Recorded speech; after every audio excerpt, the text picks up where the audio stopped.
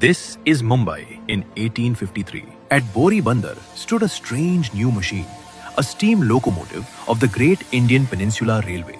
400 invited guests filled 14 wooden carriages. 3 engines, Sahib, Sindh and Sultan, prepared to pull the train. At 3:35 in the afternoon, a 21-gun salute echoed across the harbour, and the first railway in India began its journey. 34 kilometers, Bombay to Thane. But this train was not built for spectacle alone. Trade was expanding. Commerce was accelerating. Yet the wealth of Western India lay far inland. Cotton from the Deccan Plateau, from Berar, Khandesh and Gujarat still travelled for weeks by bullock cart and pack animal before reaching the port of Bombay. Merchants needed a faster solution: railways. The Great Indian Peninsula Railway began pushing tracks inland. Bombay reached Kalyan in 1854 and soon the line climbed further towards Nashik through the Thal Ghat and towards Pune across the Bhor Ghat, linking Bombay directly to the cotton fields of the Deccan.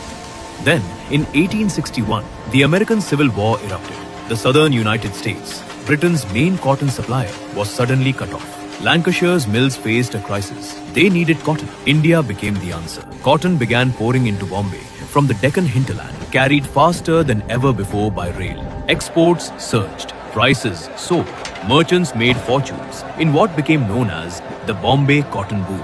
But a new question emerged. If cotton was already arriving in Bombay, why send it to Britain to be turned into cloth? Why not manufacture it here? Kuwasji Nana Bhoi Dawar founded Bombay's first textile mill, the Bombay Spinning and Weaving Company at Tardeo. Its success proved that industry could thrive in the city. Soon, mills multiplied. Tall chimneys rose across Parel, Lalbagh and Bhaikla. Workers arrived from villages across the Deccan and Konkan, drawn by factory wages. Entire neighborhoods formed around the mills. The district came to be known as Giranga, the village of mills. As the workforce grew and the city expanded, people began living farther from where they worked. Short-distance passenger services began linking nearby settlements, Bhaikla, Dadar, Kurla and Thane.